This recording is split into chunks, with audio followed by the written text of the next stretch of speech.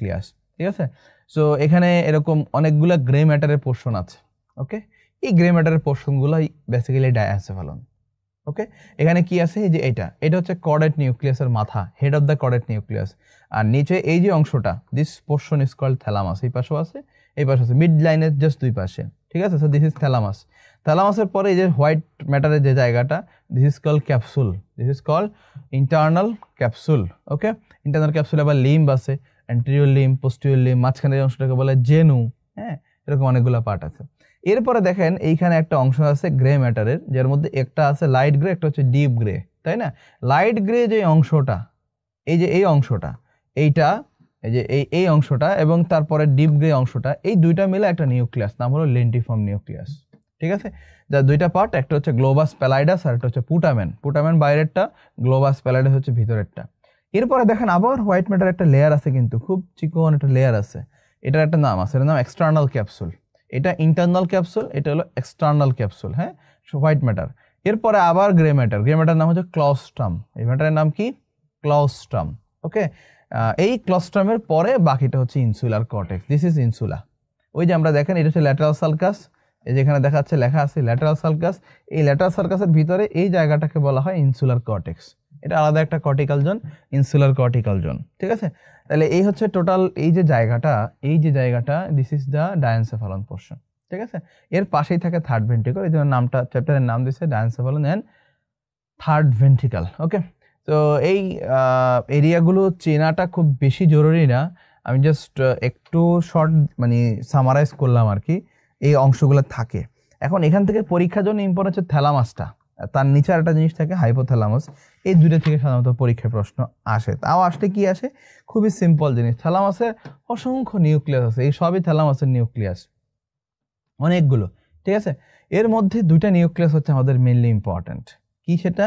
একটা হচ্ছে ভেন্ট্রাল, মানে ভেন্ট্রাল নিউক্লিয়াস অনেকগুলা, ventral anterior, ventral lateral, ventral posterior, এর মধ্যে আবার ভেন্ট্রাল পোস্টেরো ল্যাটারাল আর একটা ventral posteromedial. This two nucleus is important for us, ঠিক আছে। আমরা বলছি কি বডির সকল সেন্সেশন স্পাইনাল কর্ড থেকে থ্যালামাসে গিয়ে সেকেন্ড অর্ডার নিউরন শেষ করে। থ্যালামাসের কোথায় যায়? ঠিক আছে, এই দুইটা জায়গায়, একটা হলো ভেন্ট্রাল পোস্টেরো মিডিয়াল অথবা ভেন্ট্রাল পোস্টেরো ল্যাটারাল। এই যে ভিপিএল এবং ভিপিএম নিউক্লিয়াস, এই দুইটা নিউক্লিয়াস হচ্ছে এখানে ইম্পর্টেন্ট। কেন ইম্পর্টেন্ট দেখেন, 372 পেজের একদম নিচের দিকে কানেকশন অফ দ্য থ্যালামিক নিউক্লিয়াসের মধ্যে দেখেন লেখা আছে, from a clinical point of view the connection of ventral posterior nucleus is the most important because it smaller portion, that is VPM, ventral posteromedial portion, is receive general sensation modalities from the head neck. So head neck এর যত sensation আমরা নিচ্ছে, হ্যাঁ, সেই সেন্সেশনগুলো ultimately এই ventral পোস্টেরোমিডিয়াল নিউক্লিয়াসে গিয়ে তার second order neuron শেষ করে। আর হেড নেক ছাড়া বাকি বডিতে যত সেন্সেশন আছে পুরো বডিতে, সেগুলো ভেন্ট্রাল পোস্টেরোল্যাটারাল, দিস নিউক্লিয়াস ভেন্ট্রাল পোস্টেরোল্যাটারাল নিউক্লিয়াসে গিয়ে শেষ হয়।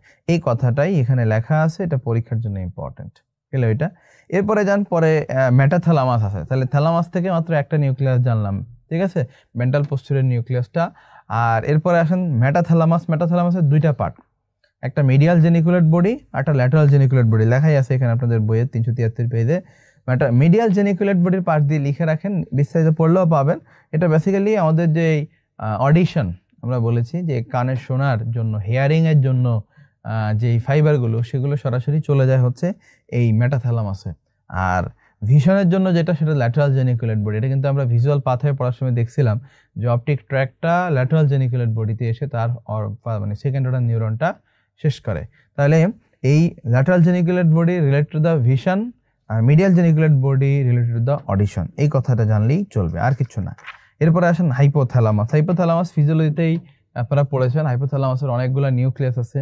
So preoptic, paraventricular, preoptic anterior, posterior lateral, তারপর anterior hypothalamic, posterior hypothalamic, lateral, medial, হ্যাঁ, এরকম অনেকগুলো নিউক্লিয়াস আছে। সো এগুলো আপনারা অলরেডি জানেন, ফিজিওলজিতে পড়ছেন আমি আই হোপ। সো সুপ্রাঅপটিক, প্যারাভেন্ট্রিকুলার, এগুলো মূলত এন্ডোক্রাইন ফাংশন। আমাদের হাইপোথ্যালামাস থেকে দুইটা হরমোন আসে, একটা হচ্ছে অক্সিটোসিন আর একটা হচ্ছে ভেসোপ্রেসিন। সুপ্রাঅপটিক থেকে মেইনলি ভেসোপ্রেসিন আর প্যারাভেন্ট্রিকুলার থেকে মেইনলি অক্সিটোসিন, ঠিক আছে। প্রিঅপটিক এবং অ্যান্টেরিয়র নিউক্লিয়াস, ওকে, এটা সবসময় মনে রাখবেন একটা সূত্র, প্রি অপটিক অ্যান্টেরিয়র নিউক্লিয়াস এবং পোস্টেরিয়র এবং ল্যাটারাল নিউক্লিয়াস, এই দুইটার মধ্যে। ঠিক আছে, এটাও আপনারা পড়ার কথা। পিও আর এই এল এ, পোস্টেরিয়র অ্যান্ড ল্যাটারাল, পোলা, মনে রাখবেন পোলাদের ক্ষেত্রে সবসময় কি সিম্প্যাথেটিক অ্যাক্টিভিটি বেশি থাকে, তাহলে পোলা হচ্ছে সিম্প্যাথেটিক অ্যাক্টিভিটি কন্ট্রোল করে, আর প্রি অপটিক এবং অ্যান্টেরিয়র নিউক্লিয়াস হচ্ছে প্যারাসিম্প্যাথেটিক। এবার আসেন হচ্ছে অ্যান্টেরিয়র পোস্টেরিয়র, এটা আমরা বলি যে রকেট সায়েন্স। হ্যাঁ, যদি হচ্ছে আপনার জানি যে আমরা রকেটের পেছনে হচ্ছে আগুন, তাই না?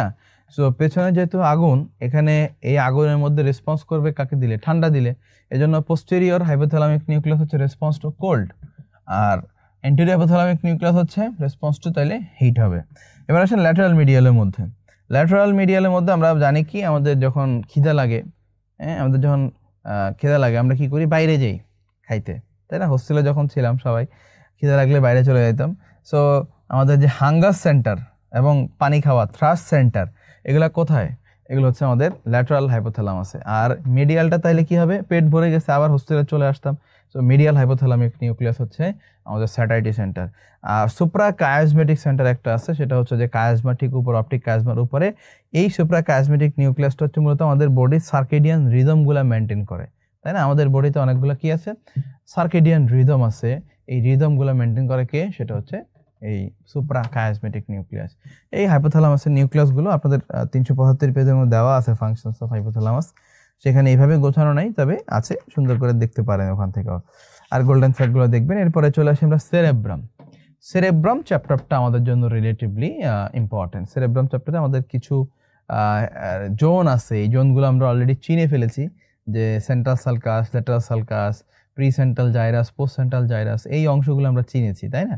এটা হচ্ছে medial surface of the brain, এটা হচ্ছে পোস্টারাল মানে আপনার হচ্ছে যে lateral surface, superolateral surface of the brain, আর নিচে আছে একটা ইনফিরিয়ার সারফেস। তিনটে সারফেস আমাদের সেরেব্রামের মধ্যে, তাই না? সো এটা হলো মিডিয়াল সারফেস, আর আগেরটা গেল এটা। এখন এটা হচ্ছে ল্যাটারাল সুপার ল্যাটারাল সারফেস। এই সারফেসের মধ্যে এই যে কর্টেক্সটা আছে, এই কর্টেক্সের মধ্যে আমাদের প্রচুর পরিমাণে কি আছে? এটা গ্রে ম্যাটার, তাই না? প্রচুর পরিমাণে এখানে নিউক্লিয়াস, সরি, আমাদের কিছু এরিয়া আছে। এই এরিয়াগুলোর একজনের নাম অনুসারে তাকে বলা হয় ব্রডম্যান এরিয়া। ঠিক আছে, এই ব্রডম্যান এরিয়াগুলো সম্পর্কে আমরা পড়বো।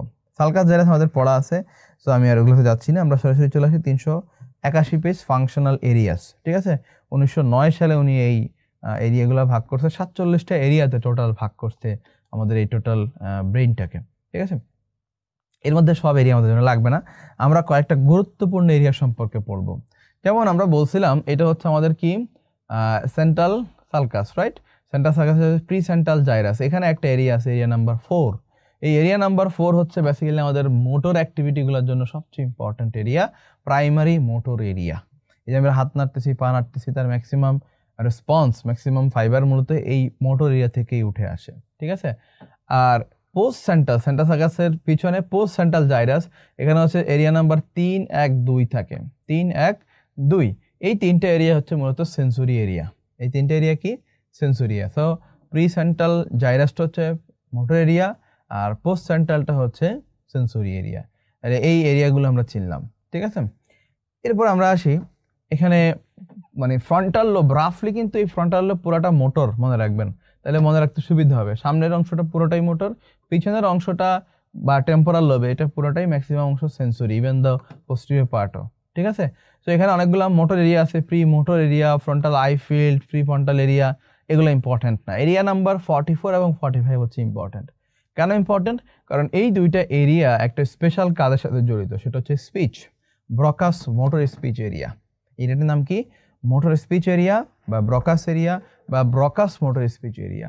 এই যে আমি কথা বলতেছি, হ্যাঁ, আমাদের যে স্পিচ তৈরি হচ্ছে সেগুলো বেসিক্যালি এই এরিয়াটা, ব্রকাস এরিয়াটা মূলত কন্ট্রোল করে।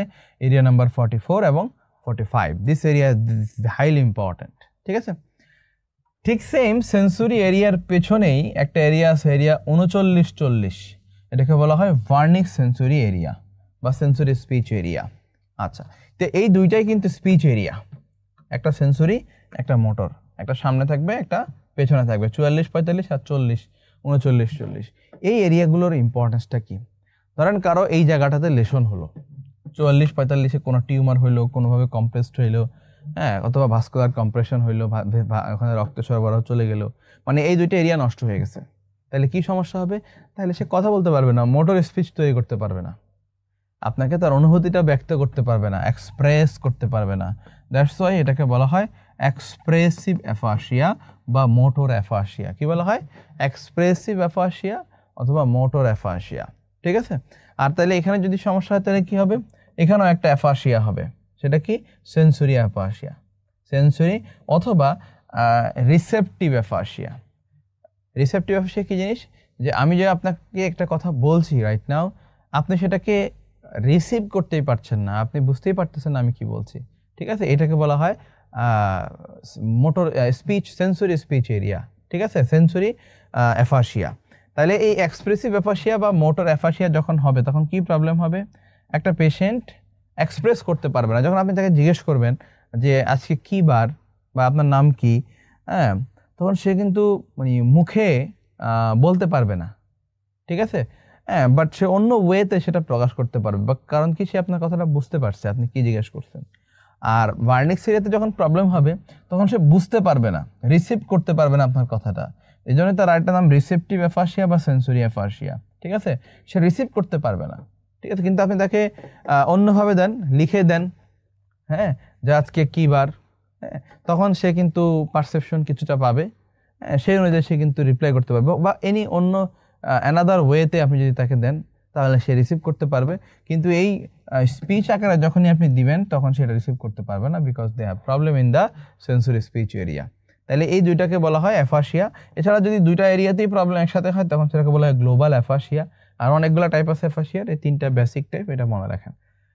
এরপরে আসি আমরা এই টেম্পোরাল যেই লোবটা, টেম্পোরাল লোবের ঠিক উপরে যেই সারফেসটা আছে, মানে এটা তো এখানে আমরা দেখছিলাম এইভাবে আলাদা করা যায়, হ্যাঁ, তো এটার যে সুপিরিয়র সারফেসটা, ঠিক আছে, superior surface of the superior temporal gyrus, এটা সুপিরিয়র টেম্পোরাল, এটা মিডল টেম্পোরাল, এটা inferior temporal gyrus. Superior temporal জাইরাসের যে সুপিরিয়র সারফেসটা আছে এটা তো ল্যাটারাল সারফেস, সুপিরিয়র সারফেসটা আছে সেইখানে একটা এরিয়া আছে, এরিয়া নাম্বার 4142। এটা কত? Area number 4142। এটাকে বলা হয় প্রাইমারি অডিটরি এরিয়া। আমরা যে কানে বলতে, মানে আপনি যে কানে শুনতেছেন, এই শোনাটা প্রথম এই এরিয়াটা গিয়ে পৌঁছায়, this is called primary auditory area, ঠিক আছে? এটা হচ্ছে এরিয়া 42, 41, আর এর সাথেই অ্যাসোসিয়েশন এরিয়া আছে, মানে সেকেন্ডারি অডিটরি এরিয়া, এটা হচ্ছে এরিয়া নাম্বার 22। ওকে,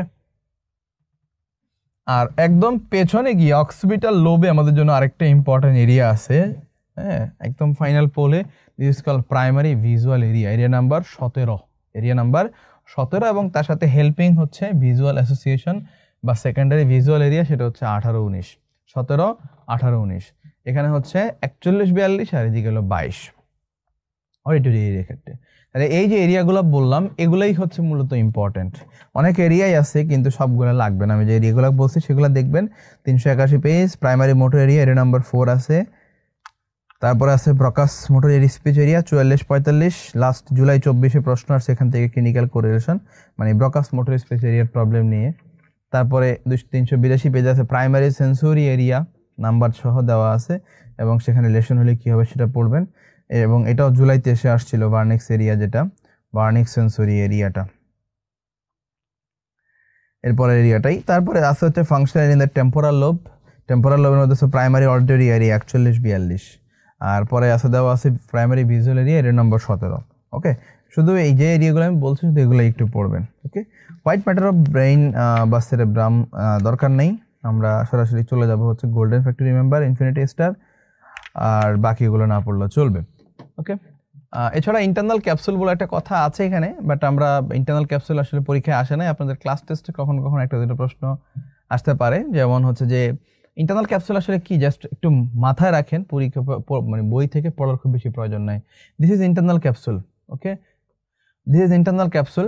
ইন্টারনাল ক্যাপসুলের ভিতর দিয়ে কি পাস করে? সবগুলা ফাইবার ট্র্যাক্ট পাস করতেছে, হ্যাঁ, মানে ব্রেনের আমরা বললাম যে থ্যালামাস হয়ে আলটিমেটলি সকল মোটর পিরামিডাল ট্র্যাক্ট এদিক দিয়ে গিয়ে, এক্সট্রা পিরামিডাল ট্র্যাক্ট সব কিন্তু এদিক দিয়ে গিয়ে এদিক দিয়ে পাস করতেছে, তাই না? তো এই যে পাস করতেছে এর মধ্যে এই যে অংশটা বলছিলাম অ্যান্টেরিয়র লিম্ব, পোস্টেরিয়র লিম্ব, এবং মাঝখানে এটা হচ্ছে জেনু, ঠিক আছে? এই যে জেনু অংশটা, দিস পার্ট, এই পার্টের মধ্যে মূলত ফেসের যেই মোটর ফাইবারগুলো সেগুলো থাকে, হ্যাঁ, এই যে এই পার্টটাতে, এই পার্টটাতে থাকে হচ্ছে মূলত কি আমাদের যে ফেসের যেই মোটর যেই ফাইবারগুলো সেগুলো থাকে হচ্ছে জেনু দিয়ে পাস করে, জেনু দিয়ে এইভাবে, ঠিক আছে। সো এই জন্য জেনুতে কোনো লেশন যদি হয়, মানে এটার ব্লাড সাপ্লাই পড়তে গেলে আপনারা দেখবেন এটা আবার ইন্টারনাল ক্যাপসুল অনেকগুলো আর্টারি ব্লাড সাপ্লাই দেয়। তো জেনুতে কোনো কারণে যদি কোনো আর্টারি সাপ্লাই না পায়, কোনো অক্লুশন হয়, কোনো টিউমার হয়, তাহলে সমস্যা হবে ফেসিয়াল পলসি। ফেসিয়াল পলসি শুধুমাত্র এক্সট্রাক্রেনিয়াল কজ না, বেলস পলসি না, এছাড়া ইন্ট্রাক্রেনিয়াল অনেক কজ আছে। তার মধ্যে এখানে যদি জেনুতে কোনো টিউমার হয়, জেনুতে কোনো লেশন হয়, জেনুতে স্ট্রোক হয়, তাহলে আলটিমেটলি পেশেন্টের এই ফেসিয়াল পলসি হবে। এই জায়গাটা একটু মনে রাখবেন, আর কিছু না। আমরা চলে আসলে নেক্সট চ্যাপ্টার, নাম হচ্ছে বেজাল নিউক্লিয়াস এবং লিম্বিক সিস্টেম। বেজাল নিউক্লিয়াস এবং লিম্বিক সিস্টেম। আচ্ছা, বেজাল নিউক্লিয়াস এবং লিম্বিক সিস্টেম অংশটাও এত ইম্পর্টেন্ট না পরীক্ষার জন্য। এটাও আপনারা ফিজিওলজিতে পড়েছেন, ফাংশন অফ বেজাল nucleus and function of limbic system. Mainly দুইটা জিনিস পরীক্ষার জন্য ইম্পর্টেন্ট, আর পার্টস। তবে পরীক্ষায় আসলে অনেক বছর থেকে এগুলো প্রশ্ন আসতেছে না। পরীক্ষায় ওই নিউরো অ্যানাটমি থেকেই ব্রডব্রেন এরিয়া, ক্র্যানিয়াল নার্ভ, আর নেক্সট চ্যাপ্টারটা আমরা যেটা পড়বো লাস্ট চ্যাপ্টার, সেটাও একটু আসে কয়েকটা প্রশ্ন। বাকি মাঝখান থেকে এই অংশগুলো খুবই রেয়ার, মাঝে মধ্যে একটা দুটো প্রশ্ন আসে, ঠিক আছে। এই জন্য আমরা আমাদের ফ্যাকাল্টি বেসড এই লেকচারটাকে আমরা গুছিয়ে নিয়েছি, ঠিক আছে। একটা জায়গায় অনেক বেশি গুরুত্ব দিয়ে পড়বো, আর একটা জায়গায় আমরা একটু রিলেটিভলি কম পড়ে চলে যাব, ঠিক আছে। এটা হচ্ছে আমাদের কথা। সো বেজাল নিউক্লিয়াসের কিছু পার্ট আছে অ্যানাটমিক্যালি। বেজাল নিউক্লিয়ার পার্ট হচ্ছে তিনটা, একটা হলো কর্পাস স্ট্রাটাম, ক্লস্ট্রাম এবং অ্যামাইগডালয়েড বডি। আর ফাংশনালি আরো তিনটা যোগ হয়, সাবস্টেনশিয়া নাইগ্রা, রেড নিউক্লিয়াস এবং সাবথ্যালামাস। শুধু নামগুলা দেখতে পারেন, আর কিচ্ছু না। ওকে, চলে যান হচ্ছে আপনি একটা ক্লিনিক্যাল কোরিলেশন 390 পেজে, এইটা একটু দেখতে হবে। Function in the lesion in the basal ganglia, এটা একটু দেখতে হবে। বেজাল গ্যাংলিয়াতে আমাদের এই যে এইমাত্রই বললাম লিম্বিক সিস্টেম, আমাদের যে বেজাল নিউক্লিয়াসের একটা পার্ট হচ্ছে আমাদের খুবই ইম্পর্টেন্ট, যেটা হচ্ছে সেখানে একটা নিউরো ট্রান্সমিটার থাকে। এই যে নিউরো ট্রান্সমিটার ডোপামিন, এই ডোপামিন যখন ডিফিসিয়েন্সি হয়, স্পেশালি 50 বছর বয়সের বেশি হইলে, হ্যাঁ, তখন এই মানে এই রোগটা দেখা দেয়। ডোপামিনের ডেফিসিয়েন্সি হয়, হ্যাঁ, যেটা কোথায় সাবস্টেনশিয়া নাইগ্রা বা ওই অংশটাতে, তখন আলটিমেটলি যেই রোগটা হয় তার নাম হচ্ছে পার্কিনসনিজম।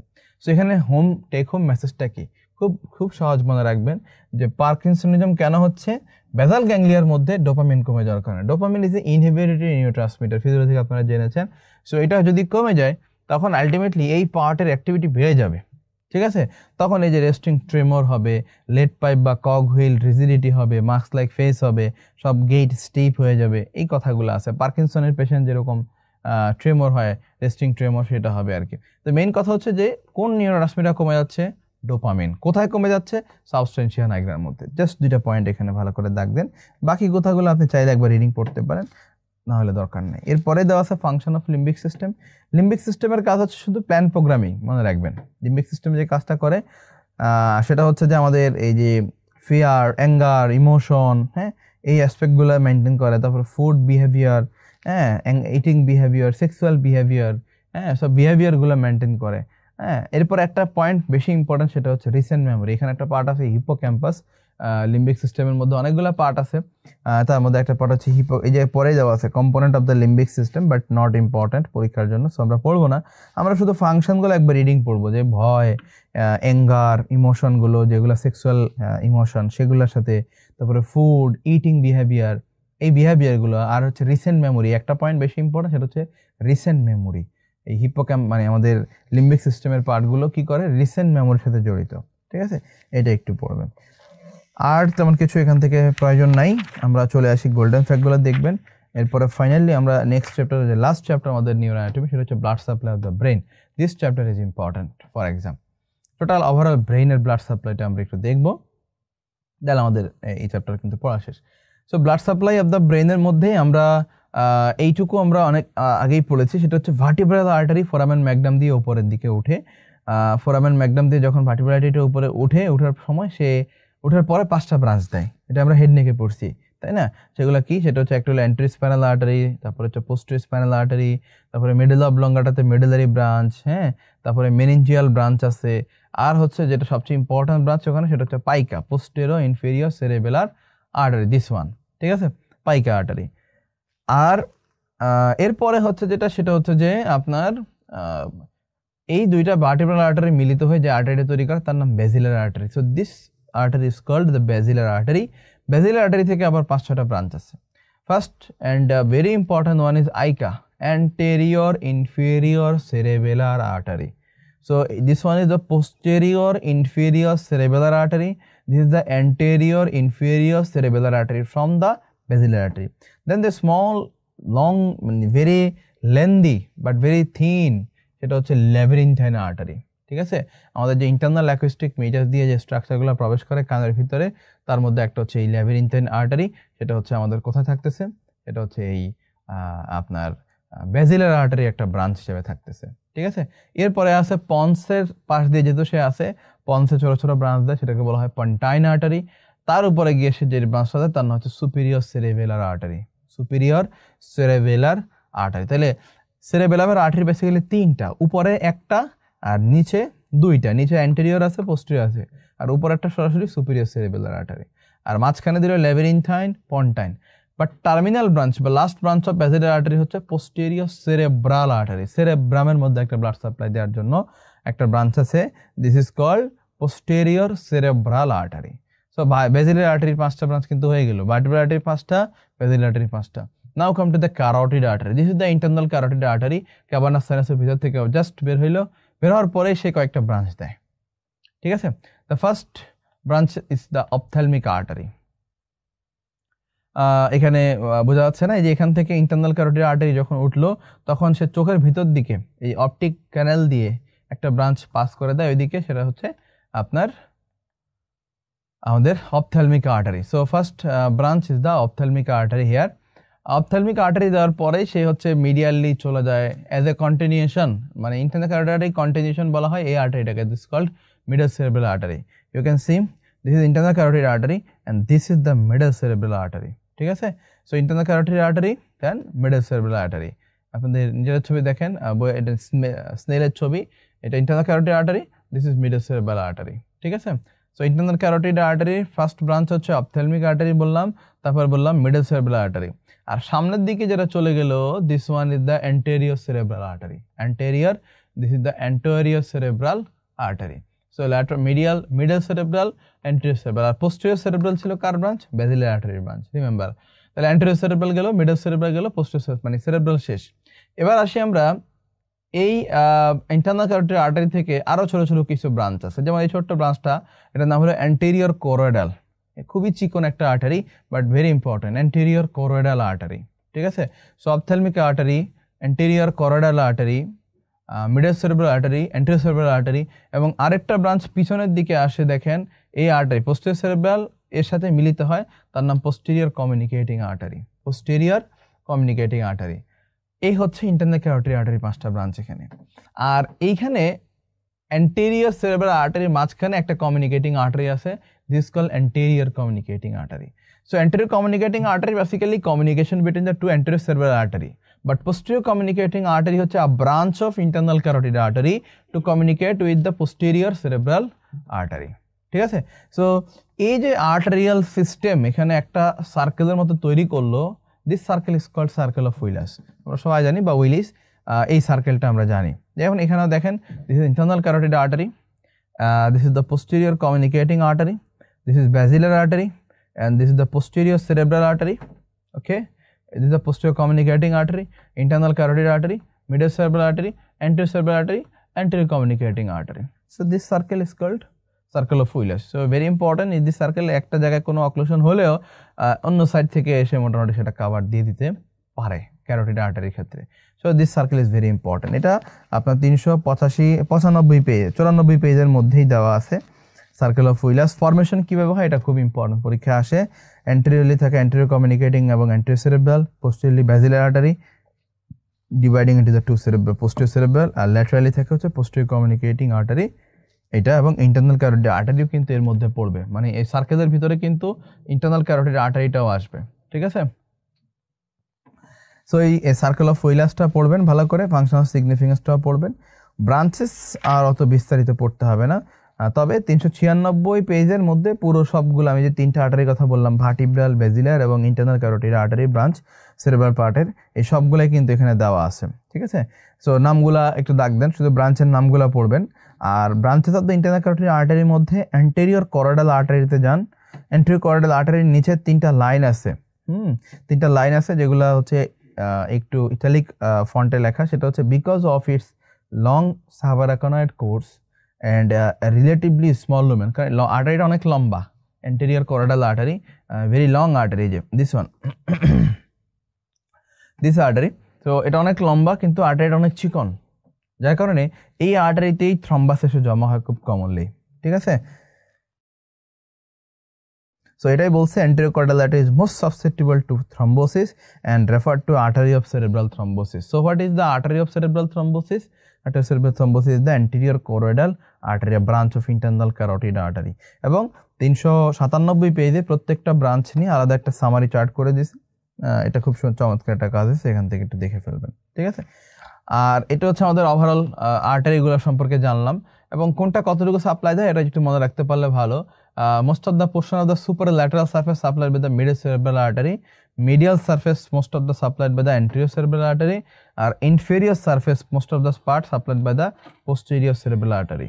আবারও বলি, anterior cerebral artery medial surface এর 2/3, posterior cerebral artery inferior surface এর 2/3, আর middle cerebral artery superlateral surface এর 2/3, এই অংশগুলোতে ব্লাড সাপ্লাই দেয়। আপনাদের বইয়ে ডায়াগ্রামেটিক ছবি আছে, চাইলে দেখতে পারেন, বাট এভাবে পরীক্ষায় খুব একটা আসে নাই। পরীক্ষায় একটা প্রশ্ন আসছে ক্লিনিক্যাল কোরিলেশন, যেটা 398 পেজে দেখেন একটা ক্লিনিক্যাল কোরিলেশন আছে, সেটা কি? সেটা হচ্ছে occlusion of the middle cerebral artery.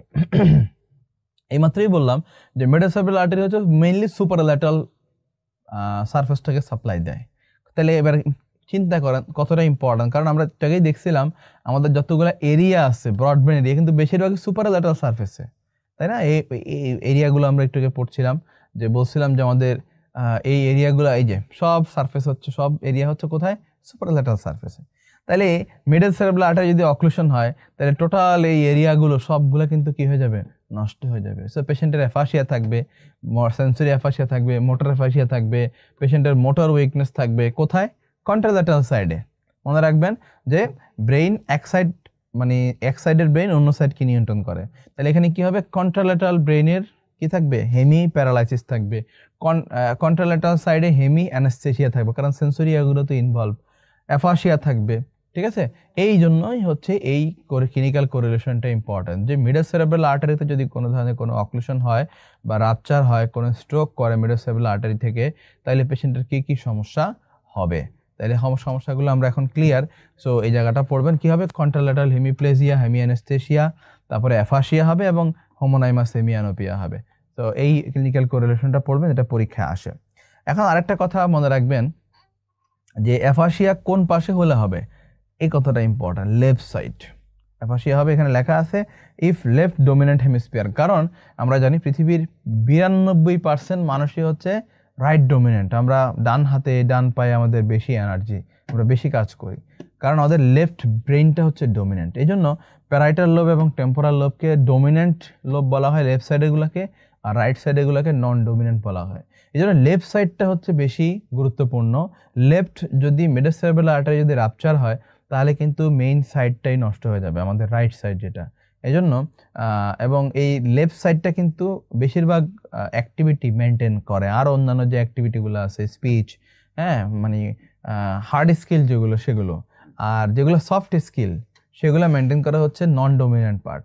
তো এই যে স্পিচটা কিন্তু ডমিনেন্ট সাইড থেকে হয়। এই জন্য লেফট মিডল সেরেব্রাল আর্টারি যদি ইনজুরি হয়, তখন সেক্ষেত্রে কিন্তু তার অ্যাফাসিয়া হবে। রাইট মিডল সেরেব্রাল ইনজুরি হলে বা অক্লুশন হলে কিন্তু অ্যাফাসিয়াটা খুব বেশি ডমিনেন্টলি হবে না, খুব বেশি হবে না, এই কথাগুলো মনে রাখবেন।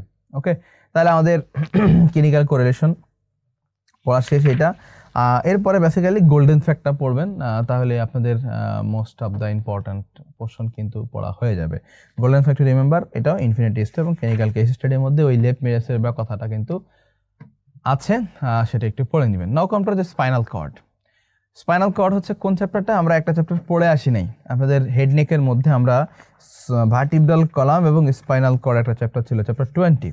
অলদো এই চ্যাপ্টারটা আপনারা নিউরো ফিজিওলজিতে অর্থাৎ নার্ভাস সিস্টেমের মধ্যে পড়েছেন, সো এই ভার্টিব্রাল কলাম স্পাইনাল কর্ডের মধ্যে আবারও সেই জিনিসগুলো দেওয়া আছে, স্পাইনাল কর্ডের অ্যানাটমিক্যাল স্ট্রাকচার। আমি কিছু জিনিস বলে যেটা আপনারা ওখানে পড়ায়নি, যেমন এখানে লাম্বার পাংচার নিয়ে কথা আছে, এটাও অবশ্য পড়েছেন 294 পেজে, দেখেন এখান থেকে আরেকবার দেখতে পারেন। স্পাইনাল কর্ডের ডাইমেনশনটা এখানে দেওয়া, 295 পেজে দেখেন spinal cord long about 45 centimetre. তারপর হচ্ছে আপার 2/3 ভার্টিব্রাল ক্যানালে থাকে, লোয়ার 1/3 ভার্টিব্রাল ক্যানালের বাইরে থাকে। হ্যাঁ, নিচের দিকে হচ্ছে যে ইন্টারভার্টিব্রাল ডিস্ক কোন লেভেলে গিয়ে শেষ হয় সেটাও এখানে দেওয়া আছে।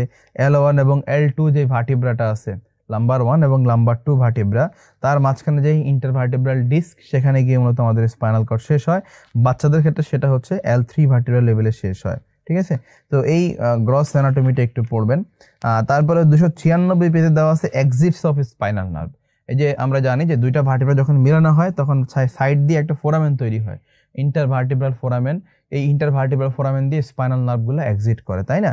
এই কথাটা লেখা আছে ফার্স্ট লাইনের মধ্যে, এটা জুলাই 21 পরীক্ষায় আসছে যে all spinal nerve exit out of the vertebral canal through an intervertebral foramen. এই কথাটাই পরীক্ষা আসছে, কোন ফোরামেন দিয়ে বের হয়? Intervertebral foramen. অ্যাকসেপ্ট কিছু 3টা বাদ দিয়ে 4টা, যেগুলোর উপরে এবং নিচে, যেমন C1 স্পাইনাল নার্ভ, এখানে কোনো ইন্টারভার্টিব্রাল ফোরামেন নেই, কারণ C1 এর উপরে তো ভার্টিব্রাই নেই। ইন্টারভার্টিব্রাল ফোরামেন তৈরি হবে কিভাবে? C1 এর উপরে কি অ্যাটলাস, আমাদের বেস অফ দ্য স্কাল, তাই না? তাহলে এখানে নাই। তারপর হচ্ছে C2 যেটা, এটা হচ্ছে যে অ্যাটলাস এবং অ্যাক্সিসের মাঝখানেও কোনো ইন্টারভার্টিব্রাল ফোরামেন নাই, এজন্য এটা হয় না। আর লাস্টের নিচের দুইটা একদম শেষের S5 এবং কক্সিয়াল 1, এগুলোর ক্ষেত্রে হচ্ছে কোনো নিচে কোনো কিছু থাকে না। সো দ্যাটস ওয়াই হচ্ছে এটা আপনার কোনো ফোরামেন দিয়ে এক্সিট করে না। ঠিক আছে, তো এই 4টা জিনিস, এই 3টা পয়েন্ট এবং কোন ফোরামেন দিয়ে বের হয় এইটা একটু পড়বেন। এরপরে আপনাদের হচ্ছে যে যেটা পড়া, এখানে প্রত্যেকটা ট্র্যাক্ট এবং কলামগুলো সুন্দর করে দেওয়া আছে। হ্যাঁ, কোন কলামে কি কি থাকে, কোথায় কে গিয়ে ডিকাসেশন হয় এবং কে কোন সেন্সেশন ক্যারি করে নিয়ে যায়, এই জিনিসগুলো ওখান থেকে পড়বেন। ঠিক আছে, তাহলে মোটামুটি আপনাদের এই এই এই অংশটা, এই অধ্যায়টা মানে স্পাইনাল কর্ডের যে অধ্যায়টা, এটা কভার হয়ে যাবে। ঠিক আছে, আর লাস্ট যেটা হচ্ছে সেটা হচ্ছে 303 পেজে blood supply of the spinal cord. এটা আমরা অলরেডি পড়ে ফেলছি। স্পাইনাল কর্ডের ব্লাড সাপ্লাই কে দেয়? এন্টেরিয়র এবং পোস্টেরিয়র স্পাইনাল আর্টারি মেইনলি দেয়, তাই না? এন্টেরিয়র স্পাইনাল আর্টারি দুইটাই হচ্ছে কার্বনেট, আমরা জানি। ভার্টিব্রাল আর্টারির যেই ফোর্থ পার্ট অর্থাৎ ফোরামেন ম্যাগনাম দিয়ে উপরে ওঠার পরে যেই পার্টটা বেসিলার আর্টারি ফরমেশন করার আগে, ওই পার্ট থেকে আসে এন্টেরিয়র এবং পোস্টেরিয়র স্পাইনাল আর্টারি। সো নামগুলো মেইনলি পড়বেন। আর হলো এন্টেরিয়র স্পাইনাল আর্টারি কতটুকুতে ব্লাড সাপ্লাই দেয়, একটা ক্লিনিক্যাল কোরিলেশন আছে এখানে।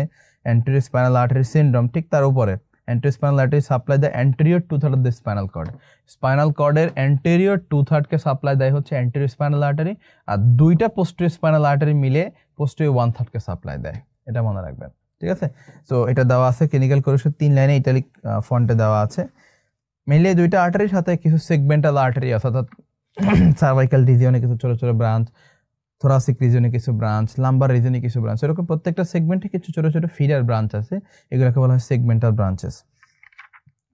এরপরে গোল্ডেন ফ্যাক্ট, ওই চ্যাপ্টারও পড়বেন। ক্লিনিক্যাল কেস স্টাডি পড়লেই কিন্তু আপনাদের অলমোস্ট মেইন যেই পড়াগুলো সেগুলো হয়ে গেছে, মানে এই বই থেকে।